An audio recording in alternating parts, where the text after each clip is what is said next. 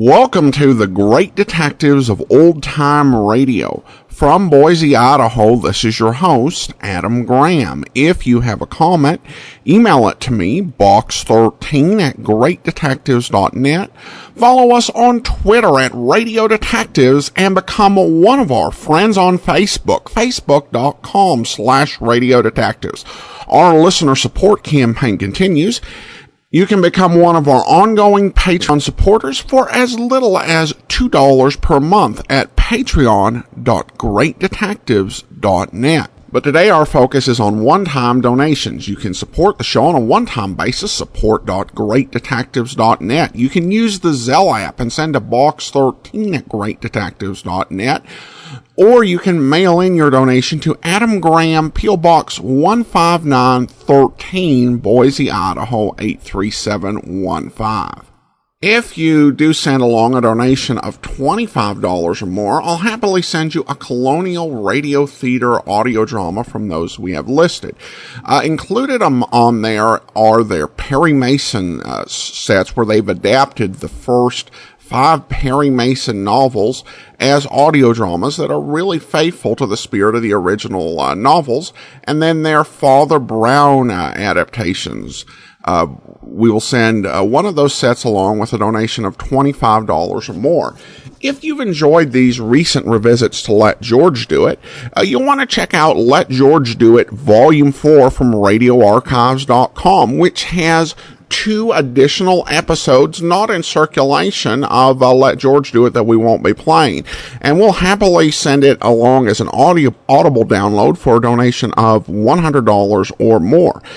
Or with a donation of $100 or more, we'll happily send you a RadioArchives.com gift certificate, and you can buy the download set directly off their website. And probably pick up a few other things as well. A full list of available thank you gifts is over at support.greatdetectives.net.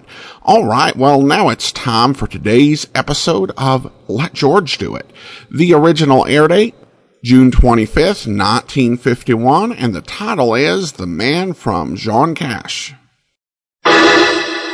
Personal notice, danger's my stock and trade.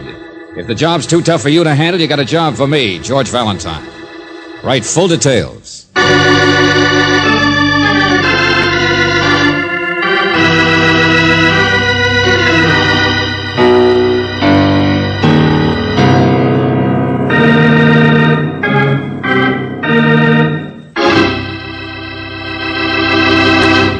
Well, it's time to batten down the hatches again, 'cause here comes George Valentine. You must know George by now. He's the fellow who makes trouble to keep you out of it. Now, perhaps that doesn't make too much sense, but after all, what does in this day and time? So I just want you to be content with the fact that this is Let George Do It, and let the chips fall where they may.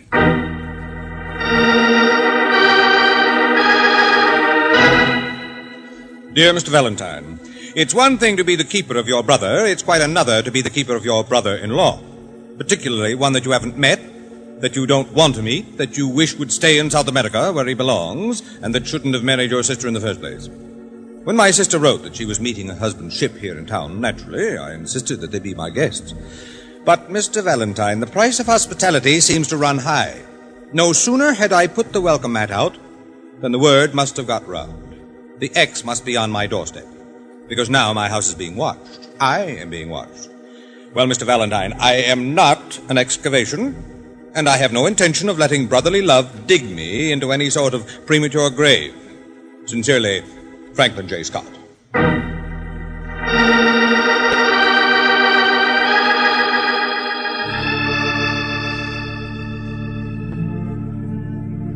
Sit down, sit down. This is a lovely place, Mr. Scott. Thank you, Miss Brooks. It's been in the Scott family for years. Yes, I've heard of your family. Certainly not on the financial page. But you know, that was the difficulty when my sister married Sid Forrest. The social thing, I mean. Now, please understand, I'm not a snob, but she certainly made a peculiar choice. You see, she was back east at the time. Yes, I think you mentioned that. Look, I'd really rather hear about your house being watched. No, wait. This comes first. Sid Forrest. Marion met him in Saratoga, I think. He'd won a racehorse in a poker game, and they spent their honeymoon watching it lose from then on. That will give you the general idea about him. It will. Oh, I've done my best to be sympathetic. Sent Marion money every once in a while. I stood up against some of the other members of the family for them, and I really had hopes of being justified when Sid went to Guiana, French Guiana, a little town called Jaune it was. When was this? You mean he left your sister? No such luck. He left a couple of years ago to make something of himself in mining. Well, I don't think he did so well on money, but at least it's a try, and Marion assures me he's coming back quite a different man. Mm-hmm. But you're not so sure that he's as reformed as she claims. This house-watching before he gets here. Exactly. Marion herself is arriving later on tonight. And you called me instead of the police because if your brother-in-law is mixed up in something irregular again, you don't want publicity of the law around, huh? Now I know I hired the right man. Well, don't be too sure yet. You still haven't said a word about who's watching you, why you're so afraid. Oh, here. That part's the easiest. Huh? What? The man who watches. He's out there every night. At least the past 3 nights. Quiet now. I'll turn out the lights. Oh, I'll get them. Thank you. Who he is, that's your job. I tried to speak to him once, but he just walked past me. Oh, what's this? Side porch, patio? Shh. Out this way. No, wait. There. Where? Under the street light. Oh, yeah. There is a man there, all right. Well, he's not doing anything. Oh, no, he never does. The first night, I'd gone out for a moment and left the house open. When I came back, I saw him running away from the porch, but not a thing had been touched. He's moving around in front. Come on. Mr. Scott, how do you know there's any connection between that man and your brother-in-law? Well, I know it seems far-fetched, but people in this climate don't usually wear white linen suits like that, do they? But down in French Guiana... There, wait a minute. Coming down the walk now. Uh-huh. Well, Mr. Valentine, what do you think? I don't think anything. I'm stupid. I'm just a guy who likes to ask questions. George, be careful. Okay. Excuse me, friend. You got a light? What? Light. Here, have a cigarette. Oh, no, thank you. Hey, wait a minute. I'm sorry. Slow down, Buster. Get away from me. Not tonight. There. That's better. I didn't do anything. Did you get him? Now, hang on to him. Take it easy now. He's not going anyplace. Who are you? I'm sorry. Oh, like that, huh? Please, let me go. The lady asked you a question. I'm sorry, I said. Why? You said yourself you didn't do anything. No, let me go. What are you doing here, watching this house? I don't know. I haven't been. Oh, Buster, you're wasting our time. No, get away from me. Oh, please don't. Come on. Empty the pockets. Here, Scott, grab that. I've got it. There's nothing in his coat. Just a scrap of paper. Uh-huh. And a calling card. An old beat-up calling card. Yeah, the paper has your address printed on it, Mr. Scott. Huh? Let me see. Address, and that's all. Oh, you're hurting my arm. I won't try to get away. Okay, now you're getting smart. What's on the calling card, Mr. Scott? Mr. Jack McDonald, Rue d'Alvasso, Jean Cache, French Guiana. All right, is that you, Jack McDonald? No, please, I don't know. Buster, you said that once too many times. George, wait. Look at him. He looks sick. Okay, now for the last time, who are you? I'm sorry, I just don't know.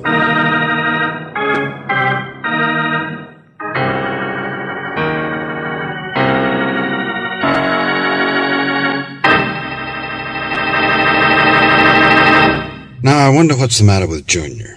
Is he scared of George, or did he take stupid pills for lunch? Well, whatever's the cause, we'll find out in just a moment. Now let's get back to George Valentine and the boy who lost his memory. Loss of memory? I don't believe it. Take it easy. I'm sorry. Oh, any luck with the cablegram, Brooksy? No, not yet, but a man at Western Union looked up the address for me. He says something called McDonald Brothers Limited practically owns the town of Jean Cache, so we'll get the answer all right. Jean Cache and French Guiana. Have you ever heard of it? No, I don't think so. Just what do you remember, friend? That address in my pocket, it seemed to mean something. Where did you get it? I remember walking up here from the waterfront. Waterfront? I mean, 3 days ago. I remember the past 3 days, all right. There was something about a fight, I think. But I don't know. All right, relax. We're just trying to help you. So maybe you got in a fight and got knocked on the head, huh? Maybe, yes. For instance, you've got a suit on, but just a T-shirt underneath. What do you mean, Valentine? Greasy hands, George. Yeah, all cracked and bruised. I'm sorry. So maybe you work around the waterfront. Does that check? Well, sure. Only this kind of suit. Jean Cash, down in Guyana. The waterfront is Jean Cash. Or he works aboard a ship with a... Yeah, hold it. I'll get it, George. Hello? I'm causing a lot of trouble. Oh, yes. Stay here, will you? Western Union, Angel? Any luck? Huh? Wait a minute, George. All right. Thanks very much. Well, that's one lead gone down the drain. What do you mean? He's not the man whose card he had. The big shot down in Guyana. Jack McDonald. Why not? Mr. McDonald committed suicide over 6 weeks ago.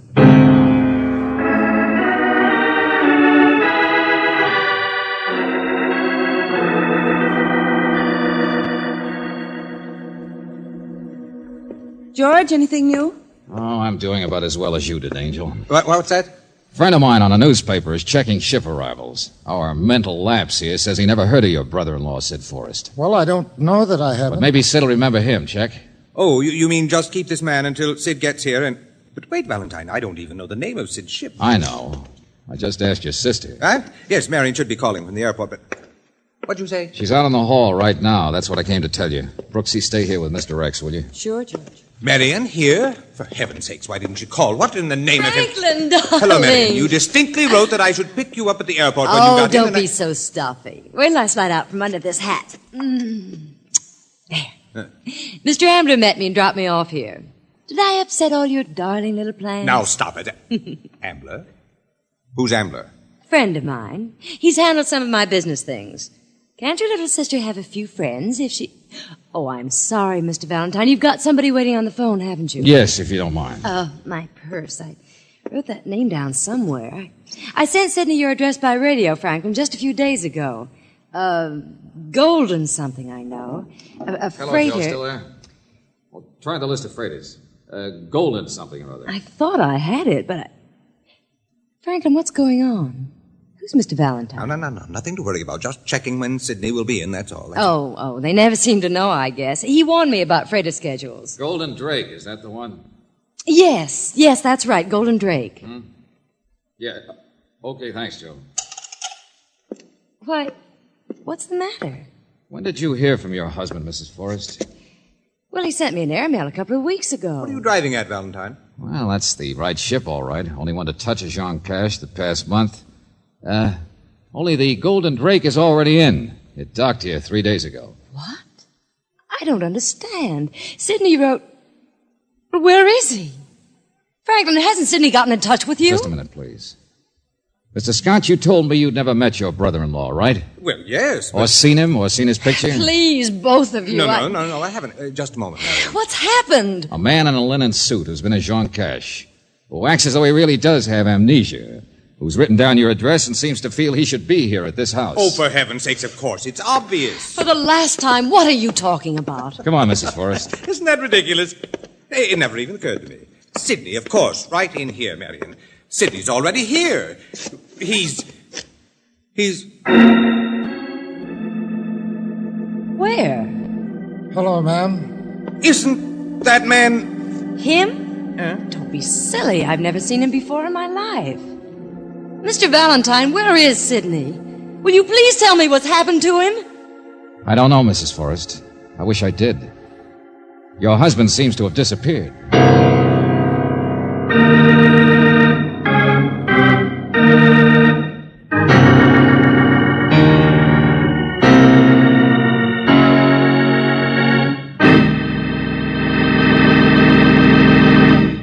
You are listening to Let George Do It.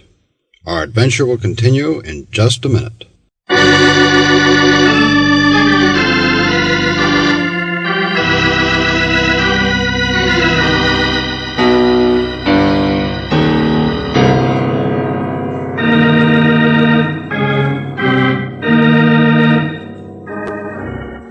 Now, back to George Valentine.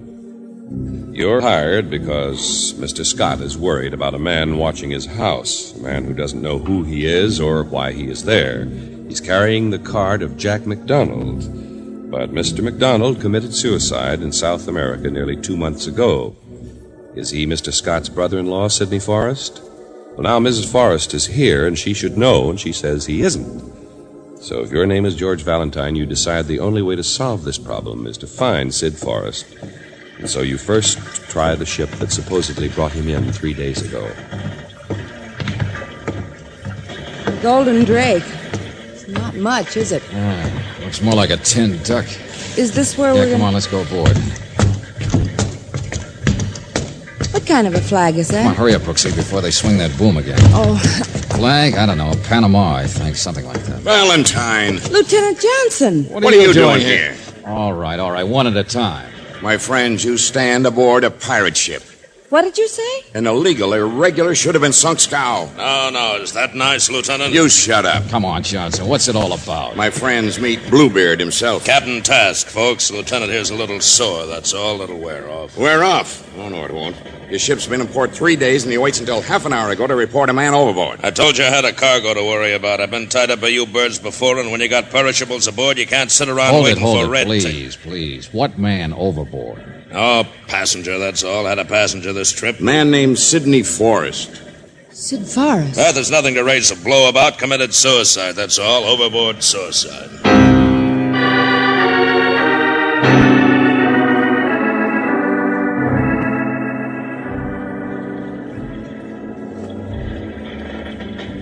You see, this is my own ship. I get my cargo ashore fast enough, maybe I can barely pay off the bank. The guy's already dead. You can't help nothing by speeding up matters. Who says you're qualified to decide his death was a suicide? Oh, it was suicide, all right. Only now, with this stuff you tell me about an amnesia case. Okay, then let's start from the beginning. What happened? Task barely saw Forrest, apparently. He stayed in his cabin all the time, right? Yeah, just about. All the way from Jaune, that's where he came aboard. Yes, we know. Well, Forrest and the ocean didn't get along too well, so he locked himself in. But he was a sick-looking guy to start out with. I wasn't really too surprised when I saw the note. Note? What note? Wait a minute. Don't get ahead of yourself. There was a storm a couple of nights before they hit port. Yeah, that's right. I was on the bridge. Deck watch gave a yell, said he saw a splash. I could see a man in the water. Got the ship turned, got out the lights, but we couldn't find him again. Too rough to drop a boat, so that was it. All right, go on. Jose, the steward, he'd seen this thing, too. He was slipping a radiogram under Mr. Forrest's door a little later. I was down checking the crew to see who was missing. Anyway, Jose couldn't get an answer to a knock, so I broke in Forrest's cabin and found out he was missing. Come on in here. I'll show you. Is this his cabin? Yeah. I didn't touch anything. As soon as I got in port, I locked her up tight in a drum. Yeah, sure. Yeah, this is the radiogram. His wife mentioned it, remember, Brooksy? Yes. The one giving her brother's address, Mr. Scott's. Here. This is a note you want to see. To whom it may concern, huh? Sitting just like that on the desk it was. Same place. I knew better than to even open that before I got into port and had witnesses. Oh, you're the soul of cooperation, all right. Yeah. Typical suicide note, all right? His health, he said. Like I told you, the guy was Sure. Nothing wrong with the note. Only it's 2 suicides in only a couple of months. Yeah. And who says Sidney Forrest wrote that note? And, Captain, I want to know how many members of your crew are ashore and what they look like. Huh? Well, none of them yet. Deckhands, at least. From the engine room? Oh, sure, engine crew's been ashore 3 days now. Why? Engine crew. Remember his hands, George? Yeah, that's right. Captain, you're going with Miss Brooks to try and identify him. Hey, wait a minute, Valentine. Where are you going? Ambler. I think that was his name. A financial friend of Forrest's wife. Yeah, Johnson, I think it's about time we started checking everybody's story.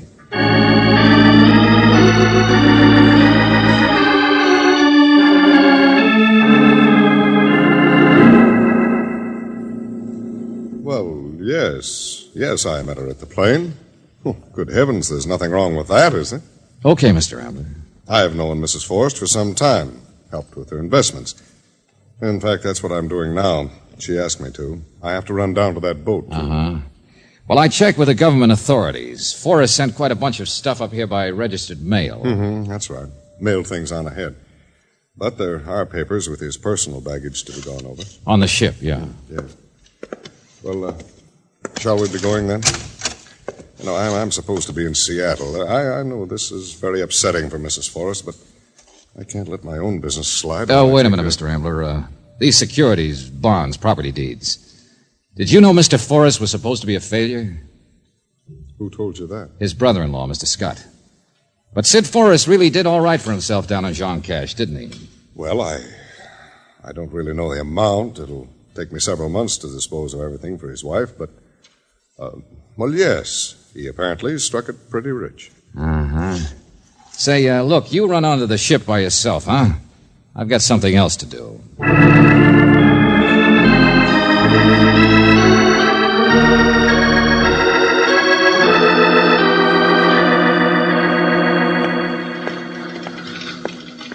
John Doe, John Doe. Is that any kind of a name? There's no law against it.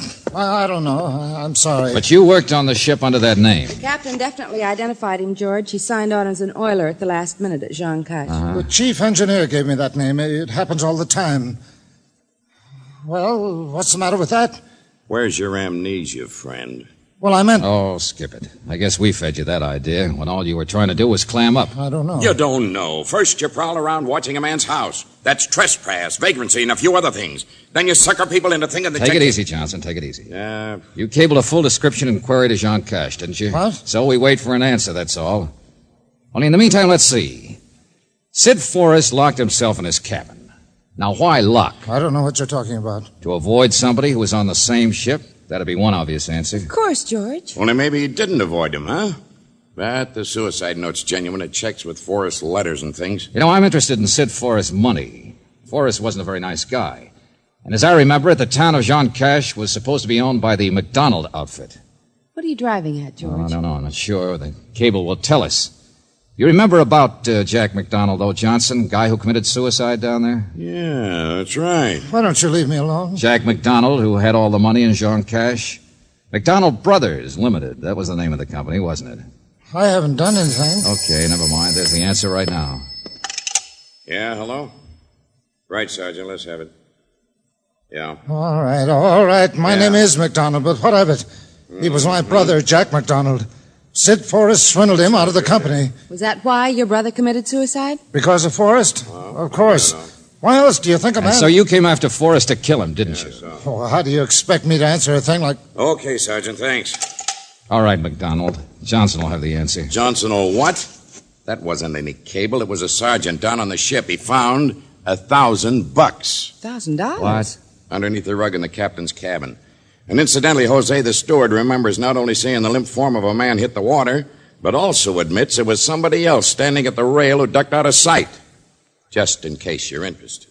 So Forrest was murdered. This thing is a vicious circle. And now, what was our friend here saying about following Forrest for the purpose of avenging his brother? Now, wait a minute, Johnson. McDonald here was still looking for Forrest after he was dead. He couldn't have been the one. Motive or no motive. Okay, back to the ship we go.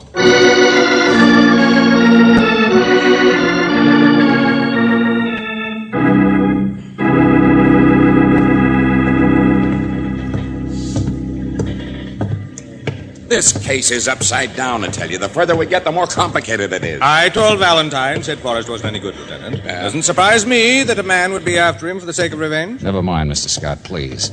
Say, they got that steward in here, Johnson? He's down below. The sergeant didn't want the captain to murder him for shooting his mouth off. I just wondered if this cabin was empty, that's all. Sure. Why? Well, let's put McDonald in here. Well, I'll do whatever you want, but... Good idea. Go on, get in there. All right. Okay, now, Johnson, before you go off half-cocked on this case, let's try to add it up, huh? I didn't bring my slide rule. Well, it's always simpler to bet on a hunch than to get wound up figuring systems, isn't it? Only you don't win so often. You do if you got a few clues in your pocket. George, whoever murdered Forrest had to be someone on this ship, right? Is that what you mean by adding it up? Of course, that's obvious. It certainly couldn't have been anybody ashore, could it? It could have been paid for by somebody ashore. What? This Captain Task will do anything for money. And somebody's been paying him at least $1,000 worth. Well, you don't even know that this steward's testimony is true. Hold on a second, will you? Well, hello there, Valentine. Say, your name's Ambler, isn't it? That's right. I got a few questions about money I'd like to ask you. Oh, wait, please, Johnson. Well, wait, what's the matter? Something new? Mr. Ambler, would you wait inside a minute in this cabin? Well, yes, of course. But don't make it too long. Well, Valentine? I was going to say that Mr. Forrest's money gives a motive to his wife. Now, see here. Or to her brother, like you, Mr. Scott. Cut it out, will you, all of you? Keep your eye on the clues, Johnson, and you don't have to get complicated at all. What? Yeah, listen. Don't you understand? It's all over. Now, And look. who even says there's been a murder? George! Look out there. Put that down. Unless you don't get out of the way fast enough. McDonald! Hey, what's going on in here? Put that down. What in the name of crazy? Stop it. Leave me alone. Cut it out, McDonald. All right, you asked for it. What in the name of hell is going... That man's insane. He grabbed me and Mr. Scott, I told you it was all over tonight.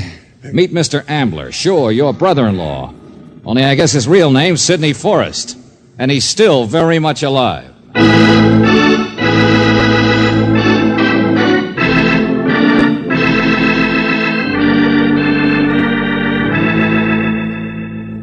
But, George, how can he be Mr. Forrest? McDonald confirms it, doesn't he, Angel? So will Mrs. Forrest when we pin it down. But there was a murder or a suicide or... Well, there were witnesses. Not if everybody's alive and accounted for. Don't you get it, Angel? The captain was paid to help stage a man overboard disappearance, right? Sure, somebody saw something. Probably a bundle of clothes hitting the water, that's all. And who threw them? Probably Forrest himself. Oh. Then the captain hid him out in a different cabin and later on smuggled him ashore. All those other shenanigans have just been one frantic man's attempt to escape from another. And complications don't worry you because you've got a crystal ball. Oh, I told you, I've got a clue. Stick around a minute, Angel. It's simple.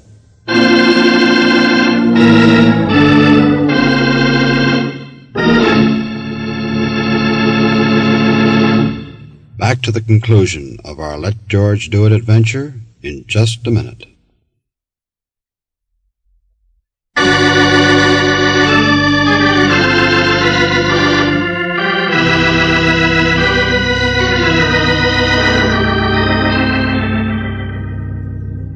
I guess McDonald is over it now, Mr. Scott. But he probably would have killed your brother-in-law if you hadn't called George and interfered. Wouldn't have been much loss. Well, I guess Forrest thought he had McDonald off his trail when he staged his own disappearance from the ship. Then somehow he found out about McDonald watching your house, waiting for him. So Forrest thought if he confirmed it as a suicide, then McDonald would believe he was dead and go back to South America. That's the idea. And that was the clue. The suicide note was in his own handwriting, but it was written after his supposed death. How do you know that? Well, a radiogram from your sister was delivered to Forrest's cabin afterwards, remember? It told him the address of your house. How do you think McDonald learned about you or that address unless he broke into that cabin sometime later and saw that radiogram? Well, yes, that makes sense. And yet the George. suicide note was supposedly found sitting in plain sight and left there until today sealed. Well, if McDonald pried into the radiogram, why didn't he open the suicide note too? See what I mean? Therefore, the note wasn't there or probably even written until later. But, Valentine, at least you'll admit it was luck that Forrest turned out so conveniently to be posing as Mr. Ambler. Sure, I'll grant you. But if I were going to take on another identity in order to escape someone, I think I'd pose as somebody who could legitimately handle my own money, don't you? With your money, it wouldn't be a job worth having. Uh-huh. All right, then, Angel, come on. You buy dinner for the three of us. Oh. Wait a minute. About my sister. Well, what about her? She wasn't really in on it. Her husband gave her a phony story. Oh, after he met her at the airport, she went along with calling him Mr. Ambler once, but don't worry. When she finds out everything he did, but she'll be through with him, and this time for good. Sure. I'll give you another reason. From now on, Sid Forrest is going to be so busy digging himself out of trouble with Johnson and the government of French Guiana and McDonald and his lawyers and all the other things. Yes, of course. Thank you. Come on, I guess I'll buy the dinner.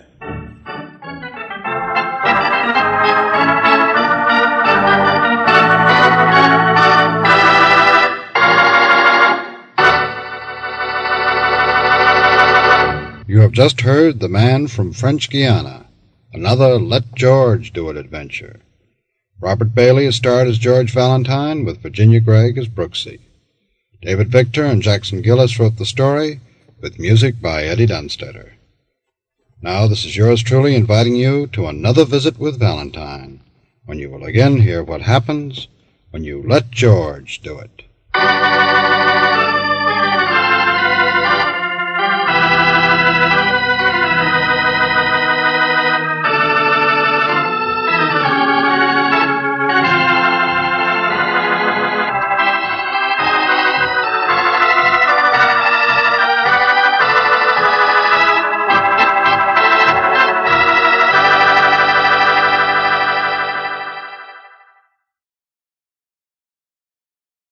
Welcome back. Well, an interesting episode where it turns out nobody was actually murdered, but they did still have some splaining to do.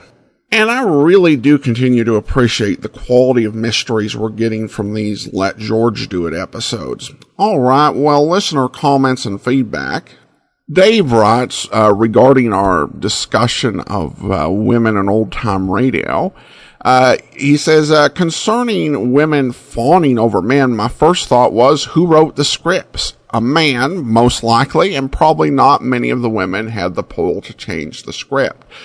Thanks for the show. You know, I think there is some truth to that, Dave, because there are, of course, some exceptions in terms of scripts being written by women. There were, Sherlock Holmes scripts by Edith Meiser. And, of course, you have some scripts by Katherine Hyde and a few other writers. But it's safe to say that, 95% probably of the programs we play on Great Detectives of Old Time Radio were written by men. And that certainly can really contribute to inaccuracies. And it doesn't just happen with men writing women. There are a lot of women writers who struggle to write men accurately. If you read some romance novels, some of the male characters in there are just, not believable. And you're like, okay, this is not an actual man. This is a woman's fantasy of how a man would act. And I think the same thing certainly went on with, old-time radio scripts. In some cases, not all cases, in terms of the way that women were portrayed as acting. Is that the full answer? I wouldn't say so. I mean, I think that for example, women can, on Mr. Keen, Tracer of Lost Persons, often behave very foolishly or went into over-the-top theatrics. And on that series, all of the plot ideas actually came from a woman named Ann Hummert. And she also hired the writer. So it may be a little more complicated than that. Again, it's kind of hard to really discuss, what was being referred to just because the original writer didn't specify, what behavior her daughter found. Well, in this episode, this woman acted like this, that her daughter identified as this fawning behavior. Though some of it may have to do with a calculation by entertainment executives, where I think it was thought that women found a lot of these sort of rough and tumble heroes to be attractive, and they had the idea women wanted to be swept off their feet. So you would get a lot of female characters who were written very lightly. There's not a whole lot of character or personality that's unique to them, so that the female audience member can identify with the character and they can imagine themselves in the place of the heroine being swept off her feet and being rescued by the dashing hero. Now, of course, today, the Hollywood thought on what women want has changed, that women want to be part of the action. They want to be able to stand on their own 2 feet and really contribute and save the day. They want to be capable. They don't want to be rescued all the time. They want to be able to take care of themselves, at least to a certain extent. So instead we get strong, independent women archetypal characters who often are not any more well-developed than the damsel in distress characters of the past, so that in the idea that the female audience members will be able to identify with these characters. Though I do think that there's a whole lot less sweeping off their fate in these radio stories than you would see like in movies or in other genres of radio. Thanks so much for the comment, Dave. And I do want to go ahead and remind everyone that you can support the show on a one-time basis. Support.greatdetectives.net. Zelle app to box 13 at greatdetectives.net. By mail to Adam Graham, P.O. Box 15913, Boise, Idaho 83715. And during our listener support campaign, if you send along a donation of $100 or more, we'll be happy to send you either Poirot's Finest Cases or more Poirot's Finest Cases, each of which collect 7 or 8, depending on the set, Poirot mysteries done over the radio for BBC Radio, starring John Moffat as Poirot. And if you're in the U.S., for a donation of $75 or more, I'll happily send you the complete short stories for either Poirot or Miss Marple, your choice, with a donation of $75 or more. I do want to go ahead and thank our Patreon supporter of the day. Thank you so much to Russell. Russell currently supporting us at the Shamus level of $4 or more per month. And that will actually do it for now. Join us back here tomorrow for Rocky Jordan. Next Tuesday, we'll be back with another episode of Let George Do It. In the meantime, send your comments to box13 at greatdetectives.net. Follow us on Twitter, Radio Detectives, and become one of our friends on Facebook, facebook.com/Radio Detectives. From Boise, Idaho, this is your host, Adam Graham, signing off.